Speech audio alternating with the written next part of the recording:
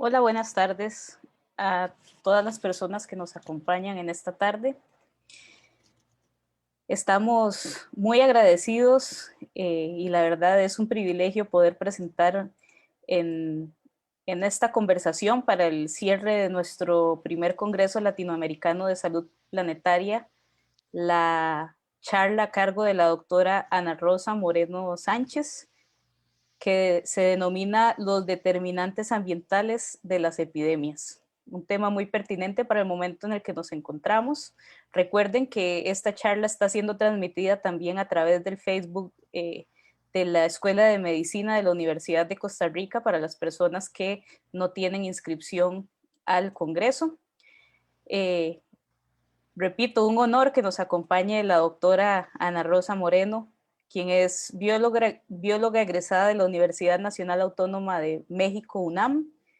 Cuenta con una maestría en ciencias en ecología humana y salud de la School of Public Health de la University of Texas.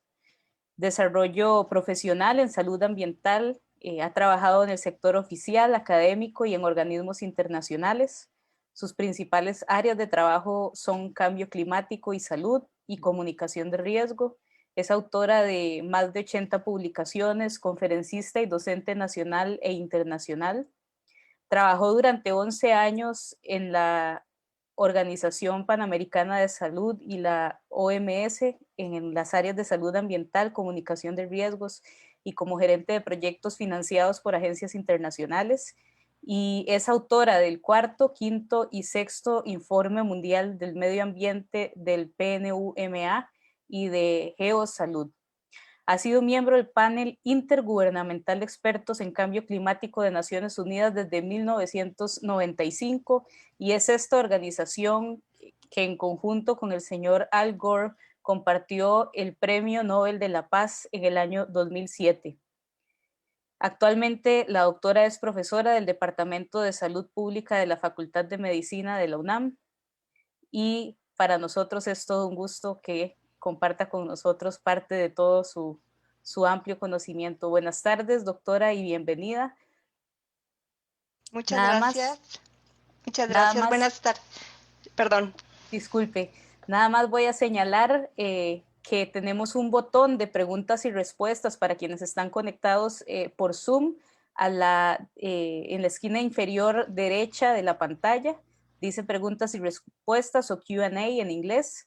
Las personas que están conectadas a través de Facebook también pueden formular sus preguntas por ahí, ya que al final vamos a tener una sesión de preguntas con la doctora moderada por el doctor Carlos Farrón de la Public Health Alliance, de la Planetary Health Alliance, perdón. Muchas gracias, doctora, y ahora sí le dejo a usted este escenario virtual para que nos comparta entonces su historia. Muchas gracias. Muchas gracias por la presentación. Muchas gracias a los organizadores de este evento, en particular al doctor Carlos Farrón. Y voy a permitirme compartir la pantalla, por favor.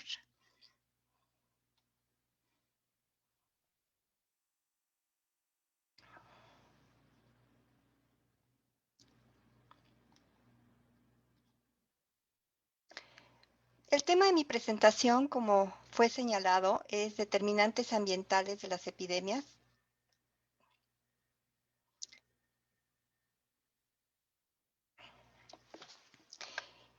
Y los temas que voy a tratar en estos 50 minutos que tengo son antecedentes, biodiversidad y salud, COVID y cambio climático, la biodiversidad y el futuro de la zoonosis, recomendaciones y conclusiones. Quiero partir de la reflexión que no nos cabe duda de que estamos enfrentando una crisis de salud pública que está directamente vinculada a una crisis de la salud del planeta y a la pérdida de biodiversidad.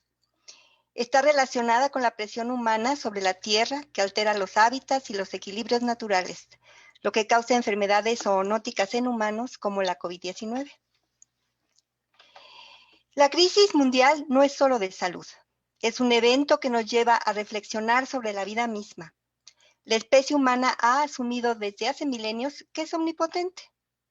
Y el concepto de esta etapa que vivimos, denominada antropoceno, y que ya fue mencionada en la mañana, esta mañana, ubica a la actividad humana como la influencia determinante y dominante en el futuro de la Tierra. Hay muchos motivos para poner en entredicho la arrogancia de nuestra supremacía como Homo sapiens. Y esto nos lleva a una autocrítica que se está desarrollando respecto a cómo nuestras formas de vida amenazan la sustentabilidad de la Tierra. Las generaciones actuales y futuras de profesionales de la salud y las poblaciones a las que sirven enfrentan los desafíos de la época del Antropoceno, en la que la actividad humana es el principal impulsor del cambio ambiental global. La crisis climática, la acidificación de los océanos y la pérdida de biodiversidad, entre otras, son las principales amenazas para la salud humana. Y en respuesta a estos desafíos, el campo transdisciplinario de la salud planetaria ha surgido, centrado en la interconexión de la salud humana con el estado de todos los sistemas naturales. ¿Y qué nos encontramos? Pues respiramos aire contaminado, bebemos agua contaminada, alteramos el valor nutricional de los alimentos, nos exponemos ampliamente a sustancias nocivas, aumentamos la exposición a enfermedades zoonóticas como COVID-19 y muchas otras. Provocamos una mayor resistencia a medicamentos antimicrobianos, reducimos riqueza de medicamentos naturales. Y esto por mencionar solamente algunas situaciones. Y parto también, retomando la posición del doctor Aguirre de la mañana, de una sola salud. La salud de los ecosistemas, salud humana y salud animal. Si bien es un enfoque que ya desde hace años se manejaba, ahora la COVID-19 nos ha permitido rescatarlo y voltear los ojos a él con otras miradas. One Health, una salud, propone un enfoque multidisciplinario para enfrentar los riesgos que se generan entre nuestro entorno de vida y de trabajo, así como las poblaciones de animales domésticos y silvestres y los diferentes ecosistemas. La COVID-19 simboliza por qué One Health, una salud, que reconoce la interconexión fundamental de los seres humanos, los animales y la salud de los ecosistemas, es clave para garantizar el futuro saludable y sostenible del planeta. La implementación de una salud necesita de una colaboración transdisciplinaria e intersectorial con las comunidades locales y las partes interesadas para comprender y mitigar tanto los riesgos ambientales como los epidemiológicos.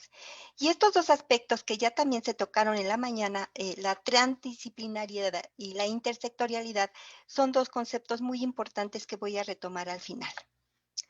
Me permito seguir con biodiversidad y salud.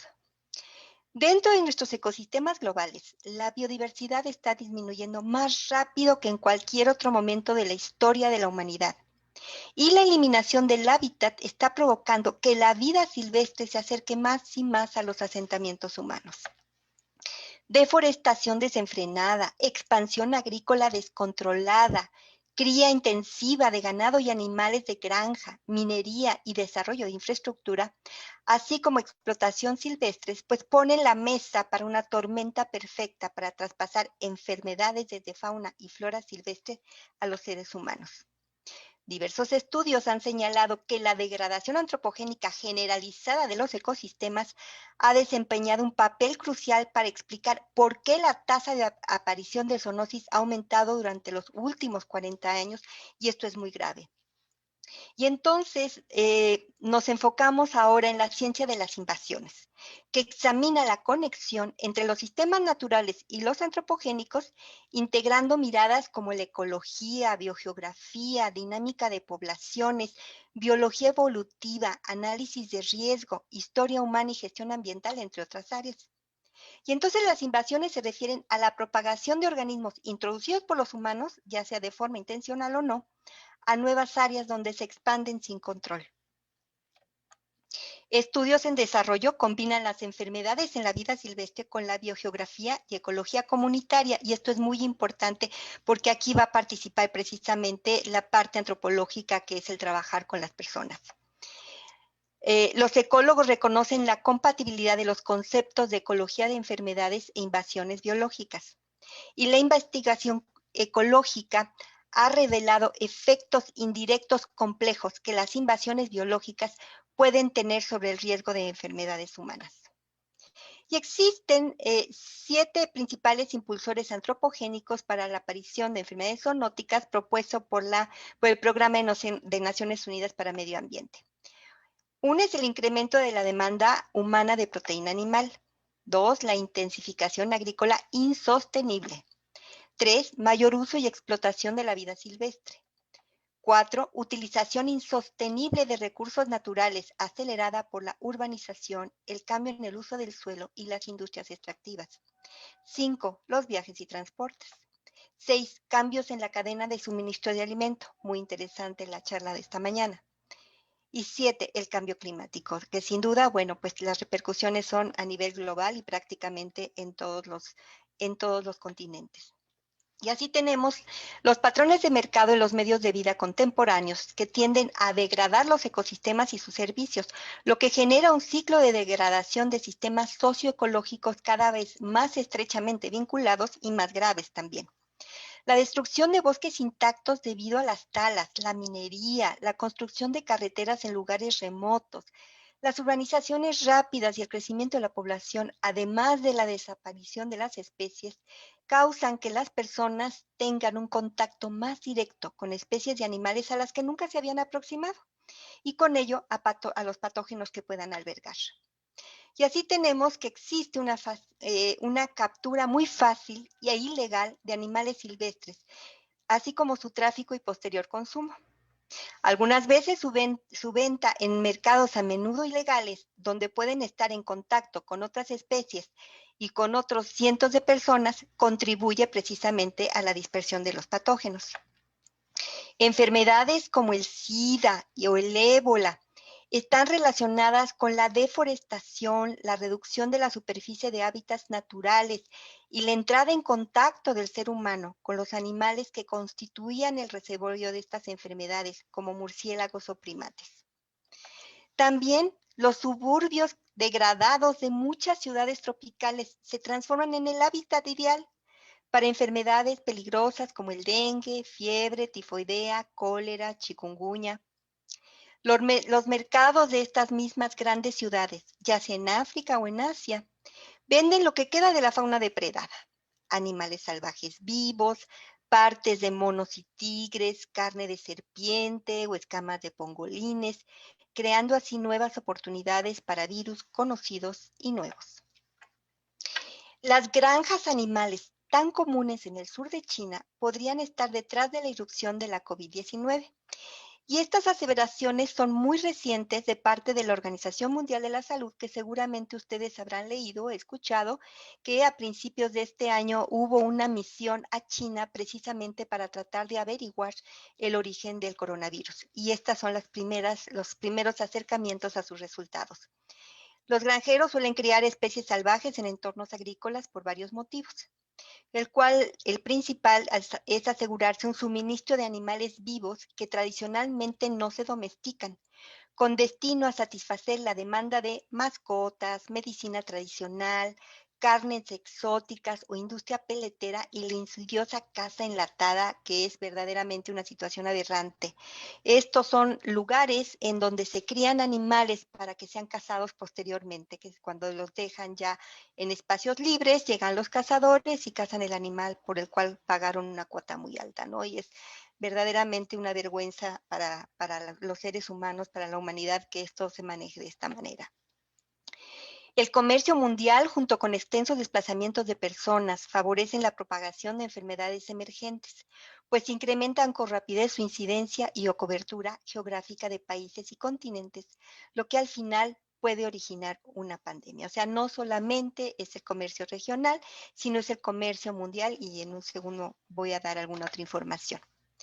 Los patrones cambiantes de migración de la vida silvestre pueden provocar la aparición de nuevas enfermedades a medida que se producen nuevas interacciones entre especies. Entonces, esta migración de la vida silvestre, que se asocia muchas veces al cambio climático, pues es un elemento que no se percibe, no se evalúa, no se identifica. Entonces es muy difícil cuando este tipo de organismos migran y de repente se nos presenta una enfermedad desconocida en una cierta población. Quiero compartir con ustedes, son dos láminas en un ejemplo de epidemias y sus determinantes, tanto ambientales como sociales, porque no podemos separarlos. Estos son cuestiones históricas de diferentes épocas. En caso de la peste bubónica, el determinante ambiental fue el contacto con fauna nociva, ratas negras, y los determinantes sociales fueron transferencias de mercancías y movimientos migratorios. El coco listli fue una enfermedad precolombina en México, que fue muy grave, en donde los determinantes ambientales fueron ratas migratorias durante ciclos de sequía o desplazamiento de montañas o desplazadas de montañas a hábitats vírgenes que fueron colonizadas por diferente tipo de profesionales en cuestiones de trabajo, de alguna manera fue una enfermedad asociada con el trabajo, así como las heladas desde el punto de vista ambiental. En determinantes sociales fue trabajo en campos de cultivo infestados de roedores, así como hambrunas. La viruela fue contacto con ganado euroasiático. El social fue abandono de indígenas, trabajo de mineros con problemas de tuberculosis. En el tifo, los ambientales fueron contacto con piojos del cuerpo, sequía y refugiados ambientales, bajo rendimiento de cultivos. En sociales fue hacinamiento e insalubridad, así como hambruna. El cólera morbus, que es mucho más reciente, fue ya en el siglo pasado.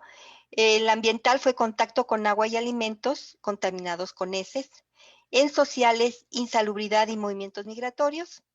La gripe española, en algún momento del verano, el virus sufrió mutación que lo transformó en un agente infeccioso letal, asociado en determinantes sociales con movimientos migratorios, soldados en trincheras.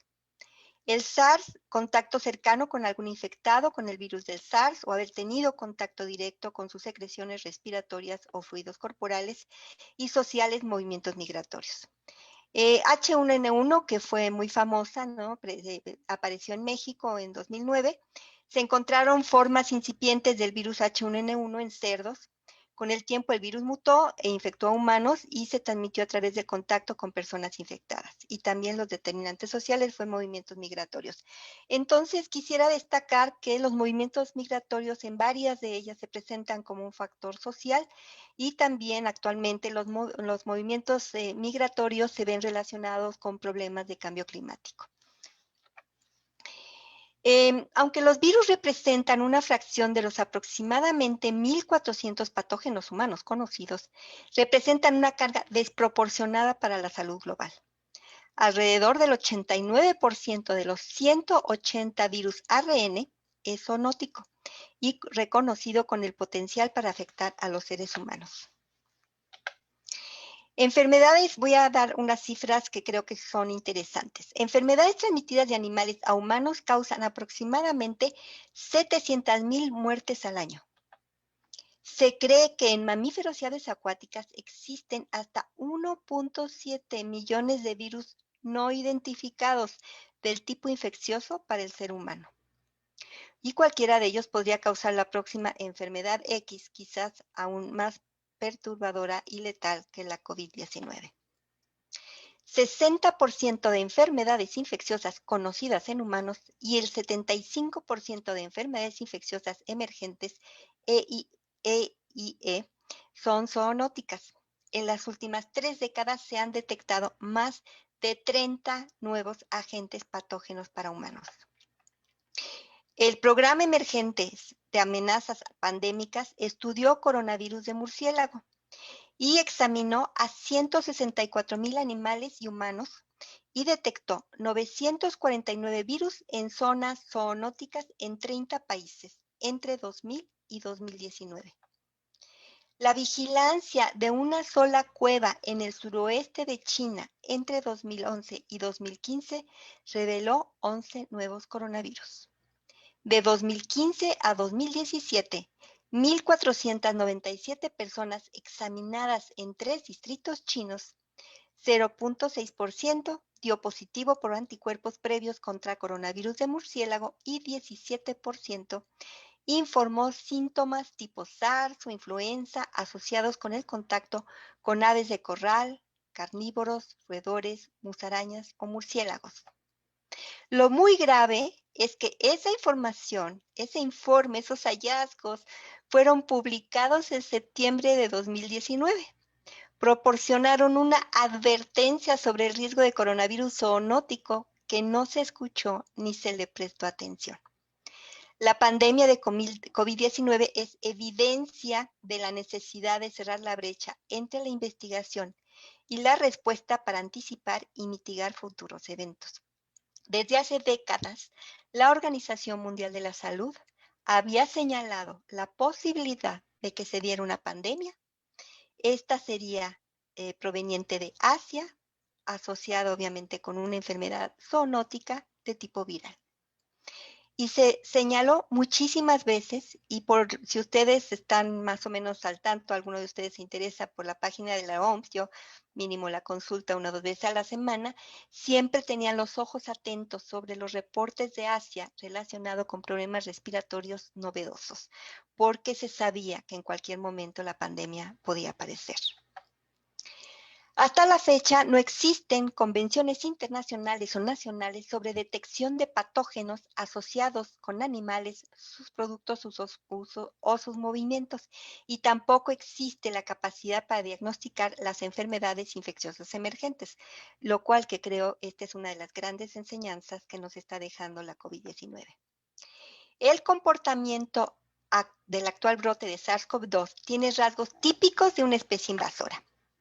Emergencia repentina, proliferación y rápida propagación, adaptación a nuevos entornos o huéspedes, dispersión geográfica a gran escala a través de redes de transporte humano e impactos significativos en salud y bienestar humano.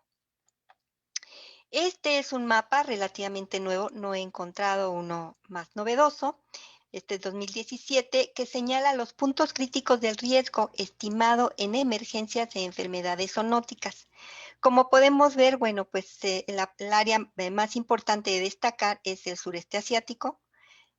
Pues todos sabemos que estas zonas tropicales son muy proclives a tener toda una serie de malos manejos de la biodiversidad.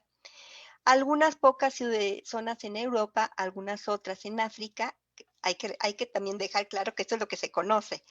En el norte de Estados Unidos, en el oreste de Estados Unidos, unos puntos apenas perceptibles en el oeste de Estados Unidos, en el centro de México, en algunos pocos lugares de Centroamérica y algunos lugares de Colombia y de Brasil principalmente, por lo que parece, ¿no? Pero como les digo, pues falta mucha información al respecto. Y el Programa de Naciones Unidas para Medio Ambiente el año pasado señaló que si continuamos en este camino, la pérdida de biodiversidad tendrá graves consecuencias para la humanidad, incluido el colapso de los sistemas alimentarios y de salud. Seguimos con el tema de COVID-19 y cambio climático. A medida que el planeta se calienta, los animales grandes y pequeños en la tierra y en el mar se dirigen a los polos para huir del calor. Los animales entonces están entrando en contacto con otros animales que normalmente no lo harían. Y eso crea una oportunidad para que los patógenos entren a nuevos huéspedes. El cambio climático, el cambio ecológico y la pérdida de biodiversidad podrían haber jugado un papel importante en la aparición de esta pandemia. Los factores climáticos como la temperatura y la humedad pueden influir potencialmente en la transmisión, propagación y gravedad de la infección por SARS-CoV-2. La supervivencia, reproducción, abundancia y distribución de patógenos, vectores y reservorios pueden verse influenciados por parámetros climáticos afectados por el cambio climático. Y esta variabilidad afecta a los factores que inciden en muchas enfermedades transmitidas por insectos, garrapatas y otros vectores. Las olas de calor, y que cada año van a ser peores, ¿sí? Y peores, plantean desafíos adicionales al aumentar el riesgo de enfermedades relacionadas con el calor para quienes usan mascarillas faciales, y esto los médicos que trabajan en hospitales lo tienen muy claro. Se necesitan centros de enfriamiento para proteger a los residentes sin aire acondicionado. Pero desafortunadamente también se tiene que seguir guardando la distancia y que muchos de estos centros, por ejemplo, que tienen aire acondicionado, como pueden ser centros comerciales, pues están cerrados por cuestiones de la pandemia. Entonces la situación se torna bastante complicada. Los científicos, señalan que derretir el permafrost en el Ártico tiene el potencial de liberar virus y bacterias que han estado inactivos durante decenas o incluso cientos de miles de años. Y se desconoce cuánto tiempo pueden sobrevivir dichos microorganismos, lo cual este es uno de las grandes preocupaciones que están apareciendo ahora a partir del cambio climático relacionado con el coronavirus. El clima extremo puede dañar los hospitales y las cadenas de suministro. Y bueno, excelente presentación también la de la mañana, lo que dificulta el acceso de los pacientes COVID a los servicios de atención médica y afectar los pronósticos de tratamiento. Entonces, pues tanto las nevadas, recordemos las nevadas tan tremendas que hubo a principio de año en España, sí, las que hubo también en Estados Unidos, en donde la gente quedó aislada, incluso hace escasamente un poco más de un mes, ¿no? En Houston, Texas, cuando jamás se tiene ese tipo de nevadas, cuántos días la gente estuvo totalmente aislado y aquellas personas enfermas de coronavirus no pudieron llegar a los hospitales, obviamente, ¿no? Entonces, esto cada vez se vuelve más complicado. También hay un problema del coronavirus, de la COVID-19 y contaminación atmosférica. Hay una asociación significativa entre el número de casos nuevos de COVID-19 y las concentraciones de contaminantes atmosféricos diarios de material particulado de 10 micras, material particulado de 2.5 micras y dióxido de nitrógeno. Se sugiere que la incidencia y el riesgo de mortalidad por COVID-19 se incrementan tanto con la exposición aguda como crónica a estos contaminantes del aire ya señalados, pero en general con todos los contaminantes, pues sabemos que las personas que vivimos en áreas contaminadas, pues estamos expuestos a respirar una mezcla de contaminantes. Ojalá nada más fueran 2 o 3, ¿no? Muchas veces son 5, 6, 7 contaminantes, cada uno con su propia concentración, no necesariamente dentro de los rangos, dentro de los niveles de protección. También un tema de interés es la exposición a contaminantes intramuros y la vulnerabilidad a COVID-19. Por un lado, obviamente estaría el problema de tabaquismo en interiores, pero también las personas pobres que utilizan leña para cocinar y se quema, y entonces la exposición a estas emisiones se ha asociado con enfermedades respiratorias agudas y crónicas como enfermedad pulmonar obstructiva crónica y cáncer de pulmón. Estas enfermedades cardiovasculares y la enfermedad pulmonar obstructiva crónica empeoran el pronóstico de COVID-19 y va a afectar principalmente a las poblaciones pobres, dañando el pronóstico ante una infección como el coronavirus. Entonces, estas personas que ya tienen lesionado su aparato respiratorio por la exposición a estos contaminantes de quema de biomasa, ¿sí? Cuando llegan a tener coronavirus, pues su pronóstico desafortunadamente no es alentador. Vamos con la biodiversidad y el futuro de la zoonosis. El comercio de vida silvestre en línea conlleva el riesgo de otra pandemia. El comercio legal e ilegal en línea de especies exóticas no ha perdido impulso a pesar de la pandemia, que pudiéramos suponer que la gente empezó a tomar precauciones. No es así. Se reportó 20.615 anuncios de Indonesia y Brasil con un alcance de una audiencia potencial de más de 200,000 usuarios. Existe un comercio ilegal muy alto de especies que puede suponer un riesgo y se desconoce su papel como reservorios de enfermedades. Las poblaciones y lugares vulnerables, por ejemplo, con niveles elevados de pobreza, alta prevalencia de enfermedades no transmisibles o sistemas naturales degradados, corren un alto riesgo de tener problemas serios de salud y ser epicentro de la aparición de patógenos con potencial pandémico. Las consecuencias adversas para la salud humana y planetaria provendrán de diversas fuentes mientras el mundo se enfrenta a la COVID-19 de acuerdo con el Programa de Naciones Unidas para el Medio Ambiente. Esto significa un aumento vertiginoso de desechos peligrosos como los equipos de protección personal. No imaginemos los miles de millones de cubrebocas de los que nos hemos deshecho en el último año. millones de litros de aguas residuales y uso masivo de detergentes, desinfectantes y soluciones antimicrobianas, por decir algo, porque son muchos más los nuevos contaminantes que están circulando en el ambiente. ¿Cuáles serían las recomendaciones? Los crímenes contra la vida silvestre afectan a todos los países por sus repercusiones en la diversidad biológica, salud humana, seguridad y desarrollo socioeconómico. Detener el tráfico de especies es crucial, no solo para proteger la diversidad biológica y el Estado de Derecho, sino para ayudar a prevenir futuras emergencias de salud pública, a menudo con alta letalidad. Es importante, muy importante, obtener evidencia científica sólida sobre las contribuciones de los determinantes ambientales en la pandemia de COVID-19, en combinación con la comprensión del papel de los determinantes sociales importantes y las intervenciones de salud pública. Esto tiene que ir todo analizado en conjunto para poder entender cómo cada una de estas variables se involucra con la otra, qué peso tiene cada una, porque obviamente esto podrá alimentar las medidas, ¿sí?, futuras y las políticas públicas. También ayudará a la comunidad de salud pública a responder a la crisis actual e informará las estrategias para prevenir los efectos recurrentes de la pandemia y las futuras epidemias. Esta pandemia podría cambiar la política de preparación para futuros brotes de enfermedades infecciosas zoonóticas, imponiendo, por ejemplo, restricciones al comercio de la vida silvestre. Esto tiene que ser un tema que se tiene que ya tocar con la total seriedad, siendo más cautelosos sobre las interacciones entre los animales domésticos y la vida silvestre, regulando los mercados de vida silvestre de forma más estricta. Se propone al menos 3 indicadores, animales y ambientales, que nos dé herramientas para establecer sistemas de alerta temprana de enfermedades. El primero es el monitoreo de la diversidad microbiana en la vida silvestre. El segundo, indicadores ambientales específicos. Y el tercero, enfoques de vigilancia centinela.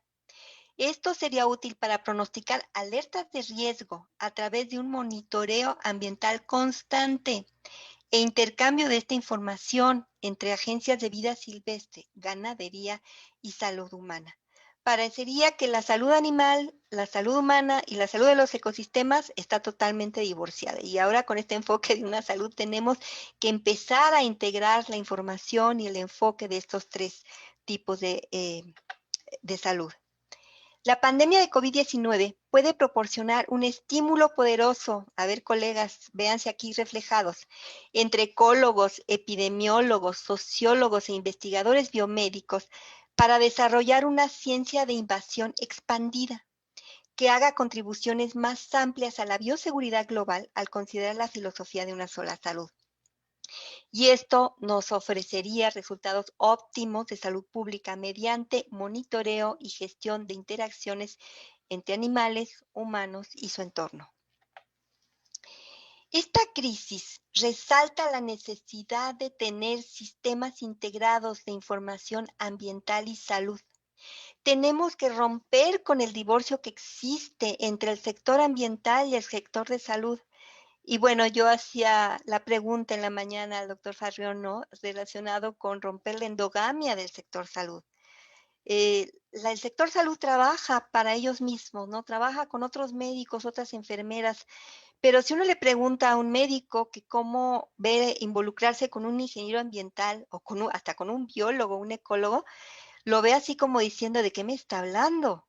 O sea, no tienen esa posibilidad de verse interactuando con otro tipo de profesionales. Esto es muy grave, se tiene que trabajar en ello de una forma muy importante, muy sustancial, muy organizada.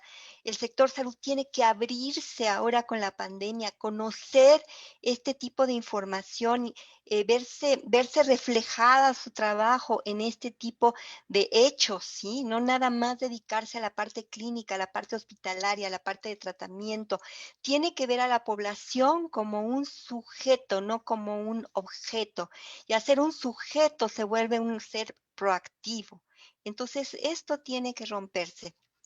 Junto con esta información ambiental y de salud debe haber una investigación ambiental y de salud interdisciplinaria y colaborativa y reconocer el importante servicio que esta investigación brinda a la comunidad de salud pública. La bioseguridad debiera revisarse en cada país, ¿sí? Realmente esto es algo que se tiene que fortalecer también de forma muy importante, asegurando aspectos como la regulación del tráfico de especies silvestres y barreras sanitarias en materia de alimentación, entre otros. Núñez señala que sin duda lo que aprenderemos de esta pandemia será cambiar cómo manejamos el movimiento de organismos a nivel planetario. Ojalá esta sea una enseñanza. Vamos a conclusiones. Dinero. Las enfermedades infecciosas nos recuerdan la ineludible necesidad de detener la pérdida de biodiversidad y desvincular el crecimiento económico del deterioro ambiental y climático. No podemos seguir fingiendo que la naturaleza procesará los absurdos impactos resultantes de un sinnúmero de procesos orientados únicamente a obtener un beneficio mercantil. Tenemos que ir mucho más allá de eso y esto creo que es un momento en el cual la ruptura tiene que empezar a darse. La pandemia de la COVID-19, así como otras epidemias previas, han mostrado a los humanos el inmenso riesgo para su salud, que significa el desequilibrio causado por la invasión y la destrucción de los hábitats naturales. Solo somos una especie entre muchas.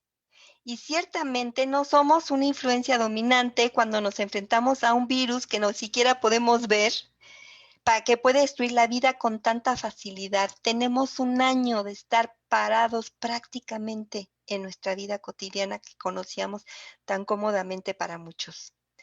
Y de repente llega este virus y trastoca absolutamente todas las vidas de todo mundo, de los casi 8,000 millones de personas que habitamos en el planeta.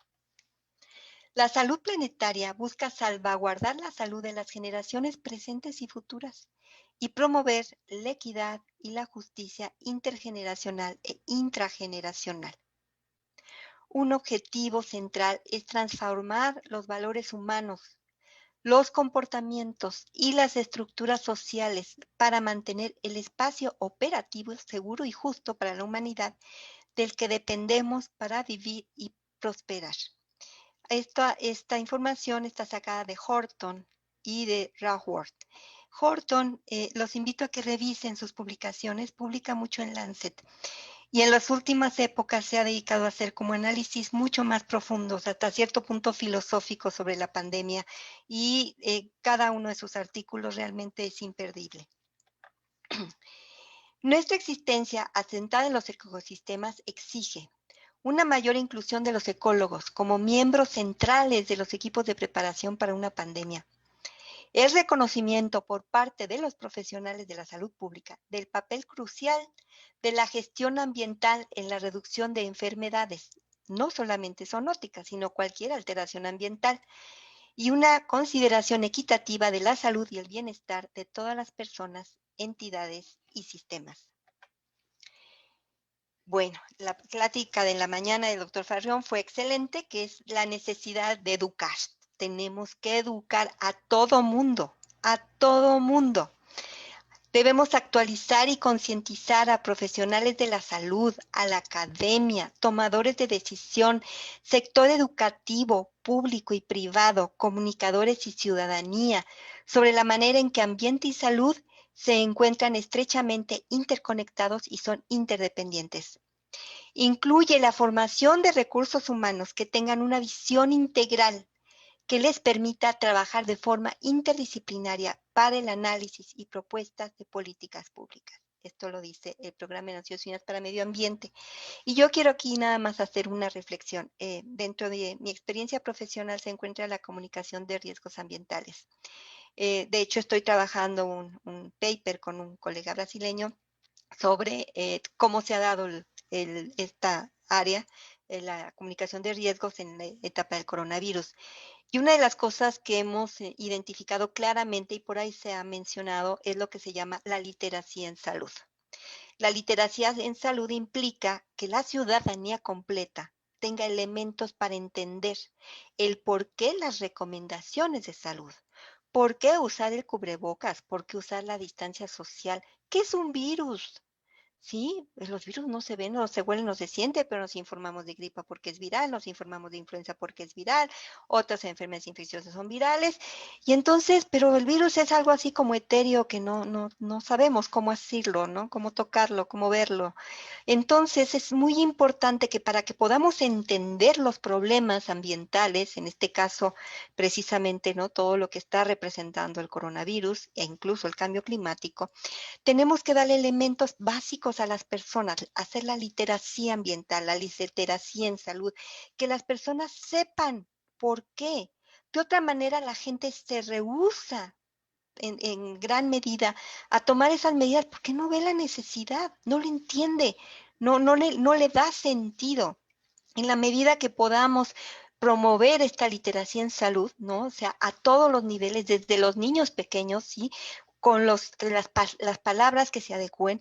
O sea, ahorita estoy en un proyecto con Panamá y les digo, no le vamos a hablar igual a un tomador de decisión que a una maestra, no a una maestra de párvulos versus una maestra de primaria, secundaria. No vamos a hablar lo mismo con profesionales, no vamos a hablar igual con trabajadores de una empresa o trabajadores de una fábrica. O sea, va a depender de qué es lo que queremos darles a conocer y utilizar el lenguaje que les dé sentido. El lenguaje científico es aburrido, la gente no lo entiende, la gente se hace a un lado. Entonces tenemos que buscar ese momento, tanto el momento como la forma de hacer llegar esta información. Es importante abordar estos desafíos globales. Los gobiernos tienen la responsabilidad de anticiparse y prepararse para proteger a los más vulnerables y construir sociedades más resilientes. La única o la responsabilidad más importante de un gobierno es mantener sana a su población. Es la más importante. De ahí vamos con educación, vamos con muchas otras cosas más. Pero lo más importante es que la gente esté sana, que la gente tenga una calidad de vida que le permita tener una vida digna y saludable. Este es el manifiesto de la OMS que elaboró el año pasado a favor de una recuperación saludable de la COVID-19. Me voy a permitir leérselas. 1. Proteger y preservar la fuente de la salud humana, la naturaleza. 2. Invertir en servicios esenciales desde agua y saneamiento hasta energías no contaminantes en los centros de salud. 3. Asegurar una transición energética rápida en pro de la salud. 4. Promover sistemas alimentarios sanos y sostenibles. 5. Construir ciudades sanas y habitables, todo un tema. 6. Dejar de utilizar el dinero de los contribuyentes para financiar la contaminación. Y eso tenemos muchísimos ejemplos en muchos países. Andersen da esta recomendación con la COVID-19. El planeta ha lanzado su advertencia más tajante hasta la fecha. La humanidad debe cambiar. Esta es la penúltima lámina. Comparto con ustedes estas 3 aseveraciones, son de la doctora Brundtland. Ella es una maravillosa profesional noruega. Tiene muchos años, tiene 81 años actualmente. Fue 3 veces ministra de Noruega y es la mujer que empezó a mover las conciencias sobre las personas, la salud y el planeta. Y ha sido una mujer verdaderamente excepcional en todo su trabajo. Fue directora de la Organización Mundial de la Salud y siendo directora hizo de estos 3 señalamientos. Para el próximo brote hay que restaurar y reforzar la infraestructura de salud pública. Se necesitan más epidemiólogos y especialistas en otros campos de la salud pública. Hay que establecer sistemas de vigilancia y respuesta que cuenten con sólidos enlaces de notificación nacional, regional y mundial. Esto lo dijo hace 18 años. Pero si ahorita la señora Brundtland se nos apareciera y dijera que necesitamos esto, sería una solicitud totalmente actualizada a las condiciones que estamos viviendo actualmente. Y termino con alguien a quien para mí es un ser muy importante en mi vida, que es el Dalai Lama, que señala: las fotografías de nuestro mundo tomadas desde el espacio muestran claramente que no hay límites reales, Creemos que el mundo entero es interdependiente y que todo está interconectado. Esta pandemia sirve como una advertencia de que solo al unirnos con una respuesta coordinada y global podremos enfrentar la magnitud sin precedentes de los desafíos que hoy, como humanidad, enfrentamos. Y agradezco su atención y agradezco ya sus preguntas. Doctora, muchísimas gracias. Qué avalancha de información se nos ha venido. En realidad, una ponencia de altísimo nivel con perspectivas pues, que nos iluminan en cuanto a las razones de esta pandemia, pero también cómo entender los retos que se nos vienen adelante. Hay varias preguntas. Tenemos también preguntas en el Facebook Live, que hay más o menos 50 personas conectadas y han puesto algunas preguntas. Yo quisiera comenzar con un comentario y tal vez iba ligado a sus palabras de cierre y ligado con algunas de las preguntas que están en el área de preguntas. El tema pareciera que la pandemia actual, COVID-19, nos dice, vivimos en un mundo interconectado. Sin embargo, nuestras respuestas han sido cerremos fronteras, vacunas solo para mí, información solo para mí, ¿verdad? Y pareciera que más bien la pandemia nos dice, todos estamos interconectados y las respuestas son contrarias a eso. Y en este sentido, pareciera que el humano no parece aprender. Hay un comentario inclusive en el chat que dice que el humano deberíamos entenderlo como una plaga y ese es el comportamiento de una especie que se comporta como plaga. No sé si llegaría hasta ese punto, pero cuando uno busca la raíz de estos problemas y la raíz de por qué nos seguimos comportando así, usted lo mencionaba muy bien, muchas veces hay intereses mercantiles de acumulación de capital y de explotación de recursos naturales. Usted que ha estado en los círculos y en los rings de boxeo de más alto nivel, a nivel mundial, ¿verdad? Usted que ha estado ahí en la mesa de diálogo con los líderes y lideresas del mundo, yo quisiera preguntarle a usted, ¿qué tanto es la influencia de estas manos corporativas a la hora de influir en las decisiones que están tomando nuestros tomadores de decisiones? Porque pareciera que a veces vamos en reversa. Y a pesar de que sabemos los problemas, a pesar de que sabemos lo que se nos viene, uno a veces agarra la cabeza y dice, ¿por qué no estamos avanzando lo suficiente? Y a mí me gustaría preguntarle a usted qué impresión tiene usted de que esto sea una de las razones por las cuales no avanzamos. Y disculpa si la puse demasiado incómoda con esa pregunta. No, yo, con la cachucha universitaria, no tengo restricciones para hablar, ¿no? Cuando trabajaba en Naciones Unidas era otra cosa, ¿no? Pero bueno, yo creo que aquí son varios elementos. Un elemento que es muy importante, que desafortunadamente mueve a muchas sociedades, es el miedo. Y el miedo nunca es bueno, ¿sí? ¿Quieren tomar una mala decisión? Háganlo cuando tienen miedo. El miedo es pésimo consejero. Esas emociones de miedo nublan nuestro intelecto. Yo siempre les digo a mis alumnos de una frase, no frase, fue más bien un análisis, platicando una vez con un amigo que me decía, bueno, ¿y para qué crees que tienes la cabeza? Entonces, bueno, yo me eché ahí toda una disertación y ya, se me queda viendo y me dice, no, tu cabeza la tienes para alcanzar lo que tu corazón quiere. ¡Sas! Y es cierto. Entonces, si nosotros no permitimos hacer contacto con ese anhelo de vivir bien, de vivir tranquilos, de vivir en equidad, que no haya pobreza, que no haya desigualdad, que no haya guerras. Y tal vez me estoy poniendo un poco, con los pies fuera del piso, ¿no? Pero la verdad es que en la medida que nosotros tengamos ese anhelo, podremos pensar en los mecanismos para poder lograr y alcanzar esos beneficios. Y esto también tiene una connotación política, y eso es yo también lo que trabajo mucho con mis alumnos.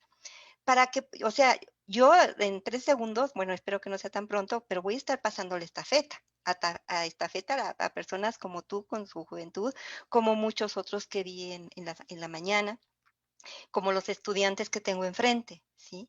Y yo ya los veo con otra forma de pensar, con otra forma de anhelar, de sentir. Y yo creo que eso va a ser lo más importante para el cambio. Si ustedes como generaciones jóvenes que tienen otra forma de analizar, de ver las cosas, las malas experiencias que pudimos haber tenido nosotros, sin esos malos encuentros para poder hacer negociaciones en donde precisamente las cuestiones económicas eran las decisorias para poder tomar esas decisiones. Cuando ustedes se van a empezar a darse cuenta que si no se toman esas decisiones, el futuro de ustedes estaría muy comprometido. Yo creo que a mediano o largo plazo estas cosas pueden cambiar. Y podrán cambiar en la medida que ustedes no pierdan su conexión con ese anhelo que todos tenemos, ¿sí? En el momento en que el ego, que tiene que ver mucho con la parte económica, esté por encima de esos anhelos de nuestro corazón, ahí ya perdimos otra vez el piso.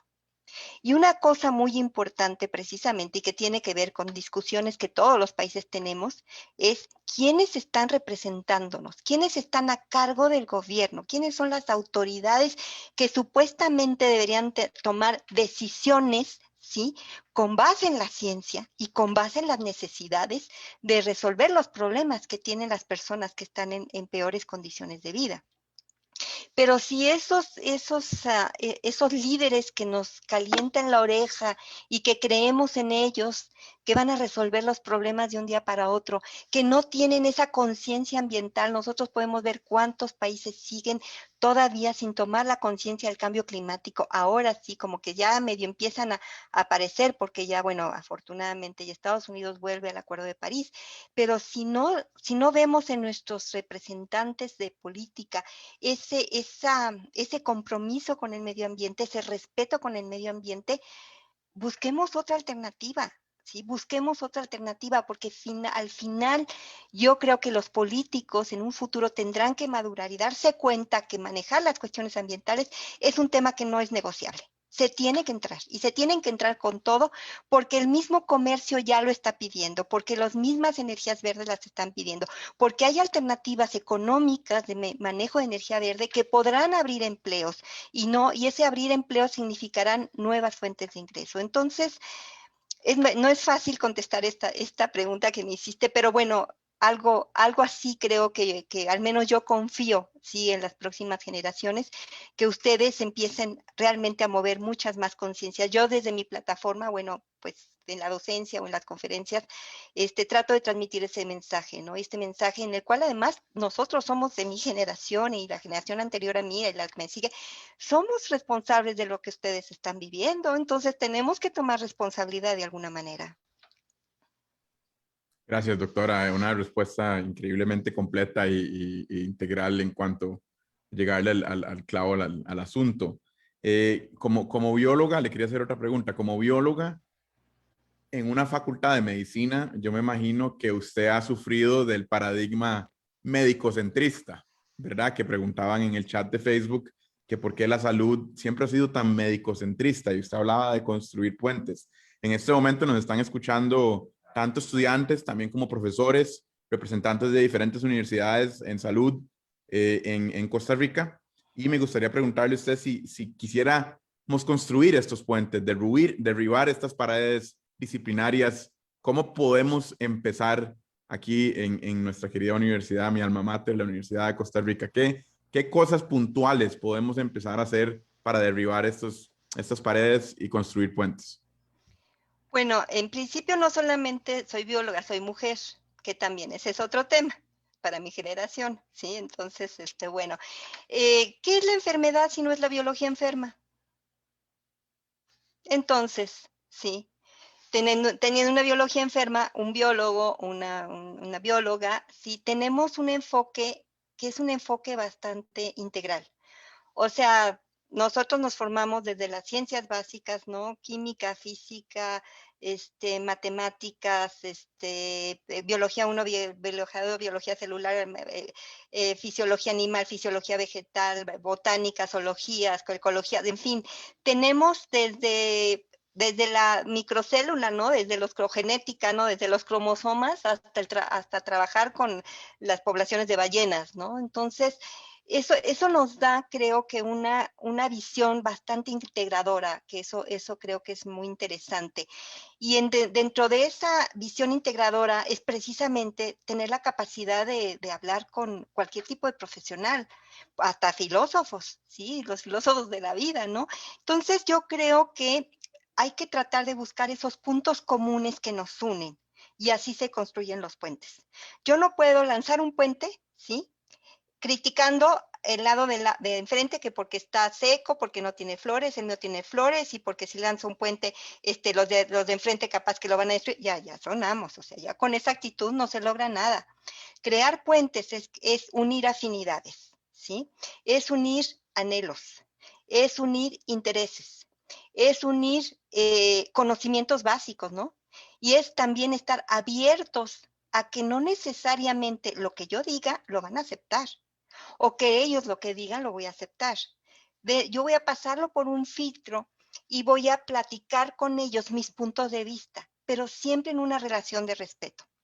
Ese puente, sobre el puente debe haber la palabra respeto. Si no tenemos ese respeto, no podemos realmente negociar nada, ni platicar. Pero una cosa muy importante, ese puente es para que nos lleve los dos a algún lugar. No nada más para relacionarnos, sino para que trabajemos en conjunto y ese trabajo en conjunto nos lleve a un avance profesional, personal, pero un avance que nos lleve a solucionar un problema determinado en el cual estamos trabajando. Entonces, construir puentes no es difícil. Tenemos que aprender a negociar, que eso es algo que nadie nos enseña. A lo largo de la vida uno lo va aprendiendo. Yo en comunicación de riesgos digo, siempre hay que aprender a seducir con las palabras y con el lenguaje corporal a nuestra audiencia. ¿Sí? Ahorita es forma virtual, pero si fuera forma presencial también verían mi lenguaje corporal. Soy petit. Entonces, una vez estuve en una charla, ¿no? Tenía 3,500 personas, ¿no? Y yo no las veía. Todavía estaba todo oscuro, tenía 2 pantallas, pero yo dije, o sea, soy muy pequeña, pero eso no importa, ¿sí? Tengo que aprender a seducir a estas 3,500 personas para que me escuchen y con mi lenguaje corporal y mis palabras capte la atención de la media hora que voy a estar con ellos.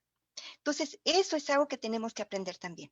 Tenemos que aprender a negociar de acuerdo a la persona con la cual vamos a hablar. Este es un ambiente académico, hablo de forma académica.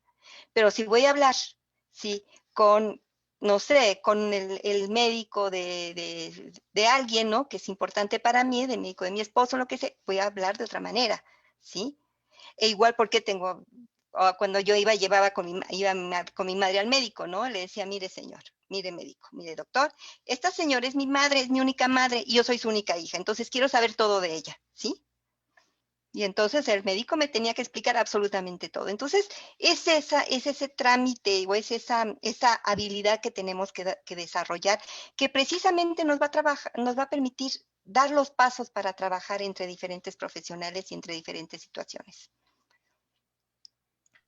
Doctora, muchas gracias por esa respuesta. En realidad, el tema de la comunicación me parece fundamental a la hora de construir esos puentes y definitivamente cuando yo miro hacia atrás y miro la formación académica que se me dio, veo muchas carencias y falencias en cuanto a la habilidad para comunicar. Entonces le dejo la espinita ahí a los educadores, a los mismos estudiantes, a las personas que ya están pensionadas, inclusive, para que puedan empujar un cambio en el entendimiento de la salud y como una base fundamental de trabajar en la salud es la comunicación, no solo con nuestros pacientes, no solo con colegas, con la sociedad, con periodistas, con tomadores de decisiones, con líderes y lideresas y con otros sectores. Eso es fundamental para empezar a construir esos puentes que usted decía para poder trabajar hacia los objetivos comunes que tenemos. Lastimosamente se nos fue la hora volando. En realidad fue una plenaria de cierre increíblemente informativa. Por ahí estoy viendo algunos comentarios de lo rico que estuvo la conversación y la información. La plenaria va a quedar grabada para las personas que la quieren revisitar y las personas la van a poder ver a través del canal de la Universidad de Costa Rica en la Escuela de Medicina, en el Facebook Live. Ahí va a quedar grabado. Doctora, de nuevo, darle las inmensas gracias por el tiempo, por participar, por estar en la mañana también con sus comentarios y sus preguntas. No, sabemos que de seguro tiene una agenda increíblemente complicada y pues que es un honor en verdad poder contar con una expositora de este calibre y que nos acompañe. Esperamos algún día poder darle la bienvenida físicamente en Costa Rica para que converse con nuestras profesoras y nuestros estudiantes para también funcione como un canal de inspiración, que al fin y al cabo esta plataforma, este congreso también servía y queríamos que sirviera para que se facilitara esas ganas que usted dice que vienen los estudiantes. Las y los estudiantes están empujando por ese cambio y queríamos que pudieran materializar la visión de ese cambio a través de este congreso con exponentes como su persona. Le agradezco Pues mucho por... Yo quiero felicitarlos porque verdaderamente lo han logrado. Ha sido un trabajo estupendo, maravilloso. Y bueno, a mí me encanta Costa Rica. Cada vez que voy, el fin de semana me voy a hacer ecoturismo. Soy la mujer más feliz del mundo, de veras. Y también dejo mi correo electrónico. Si alguno se quiere poner en contacto conmigo, encantada. Sí, a veces tardo. Bueno, les iba a decir, a veces tardo en contestar porque viajo, pero ahorita tengo un año de no viajar, así que contesto más rápido. Muchas gracias por la invitación. Estuve encantada. Gracias. Muchas gracias, doctora. Antes de despedirme, quiero nada más aprovechar para agradecer de nuevo a nuestros aliados y aliadas en hacer este congreso una realidad, la Universidad de Costa Rica, The Lancet Countdown, el Centro Interamericano para la Salud Global, y en especial agradecimiento a la doctora Salazar por ser tan buena anfitriona, y la ayuda de la doctora Saray Miranda, entre otras personas. Con esto damos finalizado este congreso y les agradezco por toda la atención y su sintonía durante estos 2 días que han sido geniales. Muchas gracias a todos.